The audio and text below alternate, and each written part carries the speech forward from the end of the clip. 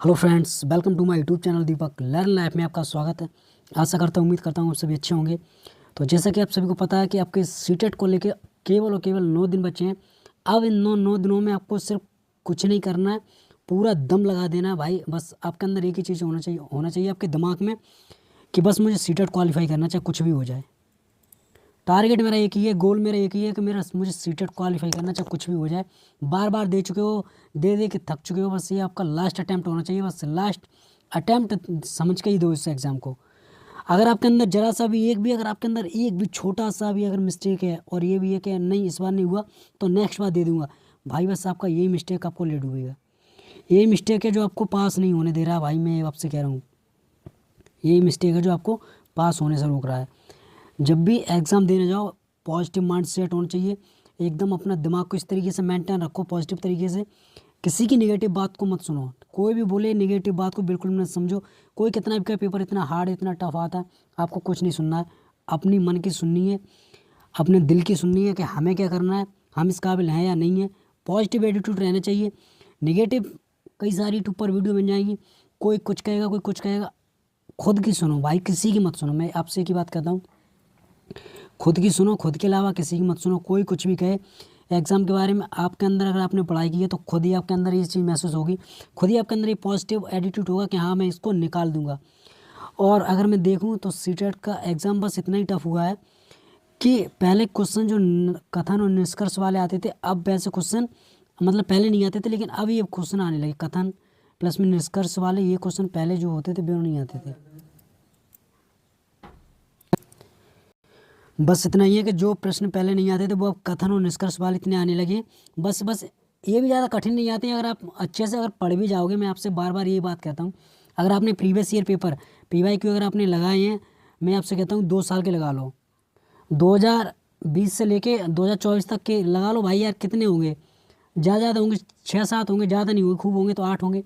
8 लगा लो, इस तरीके से कंप्लीट कर लो कि अगर इस तरीके से क्वेश्चन घुमा फिरा के पूछ दे तो आपका गलत नहीं होना चाहिए। अगर गलत हो गया तो इसका मतलब है आपने लगाई नहीं अच्छे से, बस ये होना चाहिए। अगर लगाने के बाद में वही चीज़ आ रही है और वो गलत हो रही है तो इसका मतलब है आपका माइंड सेट ही ठीक नहीं था, आपने पढ़ाई नहीं अच्छे से की है। पढ़ रहे थे लेकिन ध्यान कहीं और था आपका। तो अब जो आपको करना, पूरा फोकस, पूरा दिमाग, पूरा ध्यान, पॉजिटिव चीज़, पॉजिटिव माइंड सेट आपका एक ही होना चाहिए। गोल आपका है सीटेट क्वालिफाई करना। क्या गोल है? सीटेट क्वालिफाई करना। बस इतना मेरे बात ध्यान रखो भाई मेरे, वो हो जाएगा। क्यों नहीं होगा यार, आप कर यार हर एक कोई कर सकता है यार। बस अपना दिमाग पॉजिटिव रखो, हैप्पी रहो। अब मैं इसमें आज की वीडियो में बताने वाला हूँ कुछ negative and positive tag word. तो पहले मैं बताऊंगा आपको सकारात्मक यानी कि पॉजिटिव टैग वर्ड्स। इन्हें देख कर ही आपको प्रश्न को टिक कर देना है। बस अगर प्रश्न पॉजिटिव पूछा तो ये सब पॉजिटिव टैग वर्ड्स हैं, अगर नेगेटिव पूछा तो नेगेटिव आपका होना चाहिए। तो मैं ये पॉजिटिव बता रहा हूँ, तो स्टार्ट करते हैं। अगर आपसे प्रश्न पूछा जाए कि मतलब ऐसा प्रश्न होगा कि कोई बालक है, अगर हम उससे ज़्यादा से ज़्यादा सिखाना चाहें तो किस तरीके से वो सीख सकता है? तो वो सक्रिय होकर सीख सकता है। खोज पूर्ण अधगम करेगा तब सीखेगा। तो इस तरीके से आपको सक्रिय कहीं दिख जाए, बच्चा कुछ चीज़ खोज के कर रहा है तो ये आपका एकदम पॉजिटिव होगा। बच्चा समझ रहा है किसी चीज़ को, आप समझा रहे हो, कुछ कर रहा है वो बच्चा समझ रहा है तो ये पॉजिटिव है। शिक्षा बाल केंद्रित होनी चाहिए। ये नहीं है कि आपको किस मतलब किताब केंद्रित है, मतलब बुक केंद्रित है या शिक्षक केंद्रित, ये नहीं होनी चाहिए, बाल केंद्रित होनी चाहिए। प्रोत्साहित, बालक को प्रोत्साहित करो, हर एक बार प्रोत्साहित नहीं करो। जैसे उसने कुछ प्रोत्साहित मतलब ये होता है आपको समय समय पर प्रोत्साहित करना है उसको। ये नहीं है कि आपने उसने कोई छोटा सा भी काम कर दिया तो आपने उसे प्रोत्साहित कर दिया, तो इससे क्या होगा उसके अंदर मतलब ये भावना आ जाएगी कि मैं अब ये चीज़ करूँगा तब मुझे मतलब पुरस्कार मिलेगा। तो वो तब तक नहीं करेगा। अगर उससे आपने पुरस्कार देना बंद कर दिया तो वो चीज़ देना बंद कर देगा, तो नेगेटिव प्रभाव इसका पड़ेगा। तो आपको समय समय पर प्रोत्साहित करना है, ये नहीं कि आपको हर एक बार करना है। समालोचनात्मक होना चाहिए। अगर प्रश्न में कहीं भी मतलब उत्तर में लिखा समालोचनात्मक, क्रिटिकल थिंकिंग यानी कि ये होना चाहिए। संवेदनशील, ये शब्द जो आता है ये पर्यावरण में आता है संवेदनशील का। संवेदनशील अगर आ जाए, ये पॉजिटिव टैग वर्ड है तो ये, लेकिन आता है आपका पर्यावरण में। उसके बाद अगर बात करें रचनात्मक, रचनात्मक आ जाए तो रचनात्मक आपको पता है पॉजिटिव टैग वर्ड है। करके सीखना, बालक अगर करके सीख रहा है तो बहुत अच्छी बात है, करके सीखना। बहुभाषिकता, क्लास के अंदर बहुभाषिकता होनी चाहिए। बहुभाषिकता को एक संसाधन के रूप में देखा जाता है, बहुभाषिकता को संसाधन के रूप में देखा जाता है। विभिन्न संदर्भों, बालक अगर विभिन्न संदर्भों के माध्यम से सीख रहा है तो पॉजिटिव टैग वर्ड है। वहीं बात करें कक्षा का जो प्रभाव है वो लोकतांत्रिक होना चाहिए या प्रजातांत्रिक वातावरण होना चाहिए। ये गलत हो गया। यहाँ होना चाहिए लोकतांत्रिक, ठीक है, लोकतांत्रिक या प्रजातांत्रिक वातावरण कक्षा का होना चाहिए। समावेशी कक्षा आ जाए, पॉजिटिव टैग वर्ड है। समान व्यवहार बच्चों के सामने साथ में करना चाहिए, ये नहीं है कोई विकलांग है तो उसे आपने अलग बैठा दिया, कोई सही है तो उसे अलग बैठा दिया, कोई मंद बुद्धि का तो उसे अलग कर दिया। सबके साथ समान व्यवहार होना चाहिए। दृश्य और श्रव्य सामग्री, आपको पता है बच्चे ऐसे होते हैं, मतलब कोई मतलब दृष्टिहीन होते हैं, कोई श्रवण बाधित होते हैं, तो आपको दृश्य और श्रव्य सामग्री का प्रयोग करना चाहिए, जो कि एक समावेशी कक्षा यही कहती है कि हर एक तरीके से बच्चे का संसाधन के रूप में प्रयोग होना चाहिए। विभिन्न संदर्भों में भाषा का प्रयोग होना चाहिए। जो बालक का है वो विभिन्न संदर्भों में भाषा का प्रयोग होना चाहिए। ये नहीं है कि सिर्फ अगर आपको इंग्लिश आती तो इंग्लिश में बात कर रहे हो, बच्चे की मातृभाषा पे बहुत फोकस होना चाहिए कि वो बोलता क्या है। वहीं बात करें, विभिन्न तरीके की गतिविधियाँ होनी चाहिए एक मतलब बच्चे के अंदर। आप कोई विभिन्न गतिविधियों के माध्यम से बच्चों को पढ़ाओ, बच्चों से कोई मतलब विभिन्न गतिविधियाँ कराओ पॉजिटिव टैग वर्ड से। त्रुटि क्या होती है? त्रुटि एक ऐसी चीज़ होती है जो बच्चों को सीखने की प्रक्रिया में प्रोत्साहित करती है। तो अगर बच्चा कोई त्रुटि करता है तो उसे डांटना नहीं है, फटकारना नहीं है, बल्कि उसे प्रोत्साहित करना है आगे। अगर त्रुटि कर रहा है तो त्रुटि करके ही सीखेगा। ये नहीं है कि आपने त्रुटि की और आपने उसे मारने लगे, दंड देने लगे, तो क्या हो जाएगा, आपके प्रति नकारात्मक उसके अंदर सोच विकसित हो जाएगी, आपसे डरने लगेगा। तो आपको ये कुछ नहीं करना है। समूह चर्चा सीखते हैं बच्चे, समूह में बात करेंगे तो एक दूसरे की भाषा सीखेंगे, एक दूसरे का पहनावा ओढ़ावा सीखेंगे, एक दूसरे की संस्कृति सीखेंगे। ये पॉजिटिव टैग वर्ड है। सर्वांगीण विकास, बालक का अगर आप पढ़ा रहे हो तो उसका पूरी तरीके से सर्वांगीण विकास होना चाहिए, शारीरिक और फिजिकल दोनों विकास होना चाहिए। बालक को करके सीखने पर जोर देना चाहिए। हस्तपरक अनुभव, बालक खुद से करके सीखे। आपने बालक को कोई चीज़ बताई, फिर उससे कहो ये खुद से करके देखो। हस्तपरक अनुभव यानी कि प्रोजेक्ट मेथड। सम्मान, सभी को एक तरह सम्मान होना चाहिए। लगाव, सभी के प्रति समान लगाव होना चाहिए। ये नहीं है कि आप किसी के प्रति ज़्यादा सम्मान कर रहे हैं, लगाव कर रहे हो, ऐसा नहीं है।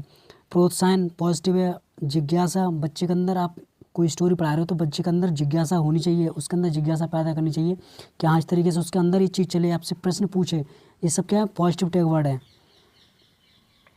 पॉजिटिव है। बाल केंद्रित शिक्षा होनी चाहिए। व्यवहारिक कुशलता, आपका बच्चों के प्रति बहुत अच्छा व्यवहार होना चाहिए। ये नहीं है नकारात्मक व्यवहार हो। वास्तविक या दैनिक जीवन से जोड़ के बच्चों को कोई चीज़ पढ़ा रहे हो, वास्तविक या दैनिक जीवन से जोड़कर उस चीज़ को पढ़ाओ। वहीं बात करें बहुभाषिकता, यानी कि बहुभाषिकता क्या है? अगर क्लास के अंदर बहुभाषिकता है तो बहुभाषिकता को एक संसाधन के रूप में देखा जाता है। प्रश्न करने के अवसर बालक को दो। बालक आपसे प्रश्न करे, इस तरीके का माहौल बनाओ कि हर एक बालक आपसे प्रश्न करे, प्रश्न के माध्यम से आपसे पूछे। आपको इस तरीके क्लास में माहौल बनाना चाहिए।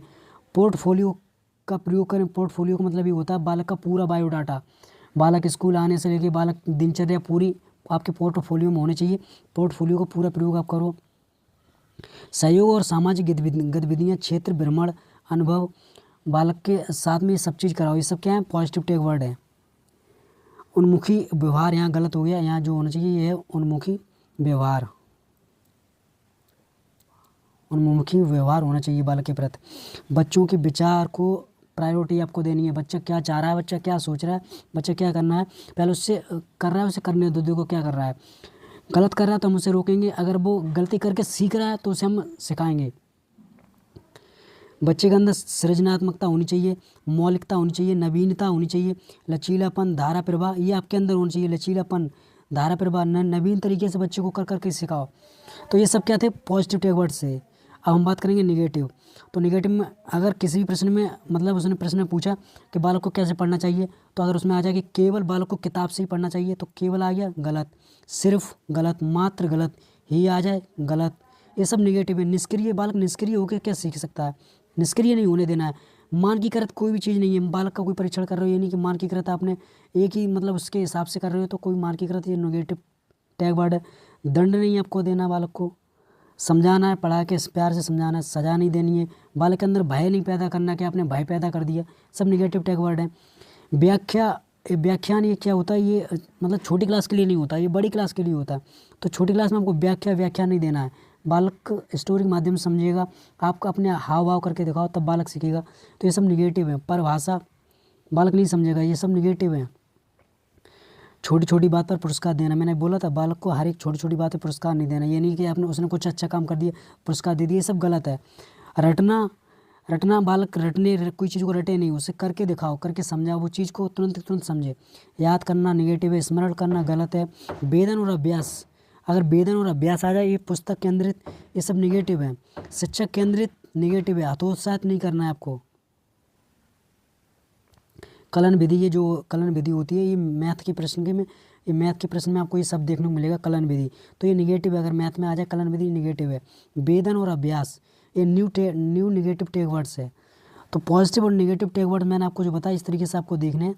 और एक बार अच्छे से फिर से आप देख लो एक बार जो मैंने बताया, और कोशिश करूँगा मैं अपना इसको टेलीग्राम लिंक में आपको ये PDF डाल दूँगा, तो आप सभी देख लेना इसका। और नोट करना चाहो तो नोट कर लेना सब चीज़ को। तो वीडियो कमेंट करके बताना कि वीडियो कैसी लगी। अगर वीडियो अच्छी लगी हो तो वीडियो को लाइक कर देना, चैनल को सब्सक्राइब कर लेना, और साथ साथ में कमेंट करके ज़रूर बताना कैसी लगी है, ताकि मैं आपको फिर से कोई दूसरी वीडियो लेकर आऊँ, क्योंकि आप जब कमेंट करते हो तो उसी हिसाब से मुझे वीडियो लाना पड़ता है।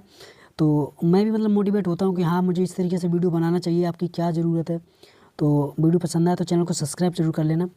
Thank you so much, wish you all the best of good luck. I hope, मैं गॉड से ही प्रे करता हूँ कि जितने भी छात्र मेहनत कर रहे हैं, रियल में मतलब मेहनत कर रहे हैं, तो सभी का इस बार एग्ज़ाम क्लियर हो जाए। तो थैंक यू सो मच।